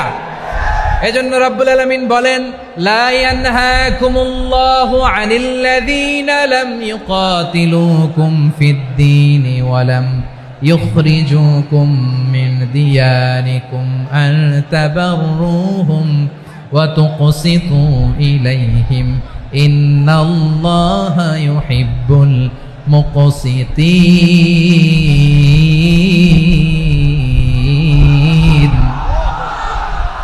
আল্লাহ বলে, গোলামেরা শোনো শোনো, যে সমস্ত অমুসলিম তোমাদের সাথে ধর্মযুদ্ধে লিপ্ত হয় না, তোমাদের বিরুদ্ধে যে সমস্ত অমুসলিম অস্ত্র ধরে না, যে সমস্ত অমুসলিম তোমাদেরকে তোমাদের জন্মস্থান থেকে, ভূখণ্ড থেকে তাড়িয়ে দেয় না, তাদের সাথে ভালো আচরণ করতে আমি আল্লাহ নিষেধ করি নাই, তাদের সাথে সদাচরণে কোনো নিষেধাজ্ঞা নাই। বরং তাদের সাথে সদাচরণ করো, এটাই আমি আল্লাহ চাই। তাহলে আমার যে অমুসলিমরা আমাদের সাথে শত্রুতা করে না, তুচ্ছতাচ্ছিল্য করে না, আমাদের ভূমি থেকে আমাদেরকে উচ্ছেদ করতে চায় না, আমাদের বিরুদ্ধে অস্ত্র ধরে না, ওই অমুসলিম ভাইদের সাথে আমাদের কোনো দ্বন্দ্ব আছে? কোনো বিরোধ আছে? বরং আছে ভালোবাসা। বরং আছে কি? এই ভালোবাসা দিয়েই আমরা বিশ্ব জয় করব। রাজি আছো মুসলমান? আমাদের পুঁজি ভালোবাসা। আমাদের পুঁজি কি? এবার আওয়াজ করে বলেন আমার এই পুরো আলোচনা থেকে, the religious coexistence, peaceful coexistence, শান্তিপূর্ণ সহাবস্থান, কমিউনাল হারমোনি, এই সাম্প্রদায়িক সম্প্রীতি, এই আলোচনা থেকে কি বুঝলেন? ইসলাম কি ন্যারো মাইন্ডেড না ব্রড মাইন্ডেড? এই ব্রড মাইন্ডেড হৃদয় নিয়ে ভালোবাসা দিয়ে আমরা বিশ্ব জয় করতে চাই। রাজি আছেন? আল্লাহ কবুল করুক। আমরা সবাই পড়ি আমিন। লালমনিরহাটের জেলা স্টেডিয়ামে আমার প্রিয় মায়েরা বোনেরা, আপনাদের জন্য একটা হাদিস বলে শেষ করব। বিশ্বনবী বলেন, আমার মায়েরা খেয়াল করে শুনুন, বিশ্বনবী আপনাদের উদ্দেশ্য করে বলেন, আল মারআতু ইযা সাল্লাত খামসাহা ওয়া সামাত শাহরাহা হাফিজাত ফুরুজাহা আতাআত বা'লাহা ফালতাদখুল মিন আইয়ি আবওয়াবিল জান্নাতি শাআত। বিশ্বনবী বলেন, ও রমণীরা, ও নারীরা, যে সমস্ত নারী এই 4টা কাজ করবে, এই 4টা কাজের গ্যারান্টি দিবে, তাদেরকে জান্নাতের 8টা দরজার গ্যারান্টি দেয়া হবে। কি 4টা কাজ? 1 নাম্বার, আল মারআতু ইযা সাল্লাত খামসাহা, যে নারী 5 ওয়াক্ত নামাজ পড়ে। কি করে? জেলা স্টেডিয়ামে অবস্থানরত আমার নারীরা বোনেরা, বিশ্বনবী আপনাদেরকে 4টা কাজের কথা বলেছেন, খুব বেশি না। 4টা করলে 8 জান্নাতের দরজা সব খোলা। কোনটা দিয়ে যাবেন? যেটা দিয়ে মনে চায়। 1 নাম্বার 5 ওয়াক্ত নামাজ। আমার বোনেরা জোহরের নামাজ পড়তে পড়তে এটা আসরে নিয়ে যায়, আসর পড়তে পড়তে এটা মাগরিবে নিয়ে যায়। এরকম আসরে নাই? লালমনিরহাটে হয়তো নাই। আমার বোনেরা এটা করবেন না। ইন্নাস সালাতা কানাত আলাল মুমিনিনা কিতাবাম মাওকুতা, সময় মতো পড়বেন। সামাত শাহরা, রমাদানের রোজাগুলো রাখবেন। হাফিজাত ফুরুজাহা, যে নারী তার চরিত্রকে হেফাজত করে, তার প্রাইভেট হেফাজত করে, তার লজ্জাস্থান হেফাজত করে। ও মায়েরা, আপনার এই গর্ভ যে কত দামি আপনি জানেন না। আপনার এই গর্ভ থেকে জন্মাবে আগামীর সালাহুদ্দিন আল আইয়ুবী। আপনার গর্ভ থেকেই জন্মাবে ইমাম আল মাহদি আল মুনতাজার। আপনার পেট থেকে জন্মাবে আবু সাইদের মতো বীর সৈনিক। আপনার পেট থেকে জন্মাবে মুগ্ধের মতো বীর মুজাহিদ। আপনি জানেন না কে আসবে আপনার পেট থেকে। সময়টাকে কাজে লাগান, ইসলামকে বুঝেন, মানেন, আমাদের ইসলামিক লেকচারগুলো শোনেন। আমরা যে বার্তাগুলো, ইনস্ট্রাকশনগুলো, দিক নির্দেশনাগুলো আপনাদের খেদমতে রাখি, এগুলো মেনে চলুন। আপনিই পারেন আপনার ঘরটাকে জান্নাতের টুকরা বানাতে। একটা family, it's a very big institution and you are the MD, the managing director of this institution. চিল্লায় বলেন ঠিক কিনা? চাইলেই পারেন ঘরটারে জান্নাতের টুকরা বানাতে। 5 ওয়াক্ত সালাত, রমাদানের রোজা, নিজের চরিত্রের হেফাজত, ও আতাআত বা'লাহা, স্বামীর আনুগত্য। এটাতে অনেকে ভুল করে থাকে। হায় রে আমার বোনেরা, স্বামীর আনুগত্যকে এটা নিজের অপমান মনে করবেন না। আপনার স্বামী আপনার সবচেয়ে বড় গার্ডিয়ান, তিনি আপনার সবচেয়ে ভালো চায়। নারী কখনো গার্ডিয়ানশিপের বাইরে থাকতে পারে না। হয় আপনি বাবার গার্ডিয়ানশিপের ভেতরে, বাপ না থাকলে ভাই আপনার গার্ডিয়ান, ভাই না থাকলে চাচা গার্ডিয়ান, বিয়ের পরে আপনার স্বামী আপনার গার্ডিয়ান। শরিয়া সম্মত স্বামীর আদেশগুলো আপনি মেনে চলবেন, কিন্তু শরিয়া বিরুদ্ধ কোনো আদেশ মানতে আপনি বাধ্য নয়। আওয়াজ করে বলুন সবাই ঠিক কিনা? এই 4টা কাজ যদি কোনো নারী করে, বিশ্বনবী বলেন জান্নাতের 8টা দরজা খোলা। তোমার যেটা দিয়ে মনে চায় সেটা দিয়ে জান্নাতে তুমি এন্ট্রি নিতে পারবা। আমরা এখানে লালমনিরহাটের সোহরাওয়ার্দী ময়দানে আজকে যেমন একত্রিত হতে পারলাম, আল্লাহর জান্নাতেও যেন একত্রিত হতে পারে। আল্লাহ তুমি তৌফিক দান করো। আল্লাহ আমার এই কলিজার টুকরা যুবক ভাইদেরকে তুমি ওমরে ফারুকের মতো কবুল করো। জেলা স্টেডিয়ামে অবস্থানরত আমার মা বোনদেরকে তুমি ফাতেমার মতো, খাদিজার মতো কবুল করো। আমাদের কলিজার টুকরা সন্তানদেরকে তুমি সালাউদ্দিন আল আইয়ুবীর মতো কবুল করো। এই যে ইসলামিক সোসাইটি লালমনিরহাটকে আল্লাহ তুমি কবুল করো। আল্লাহ যে কথাগুলো বললাম এগুলো প্রথমে আমাকে, আমার সব ভাইদেরকে আমল করার তৌফিক দান করো।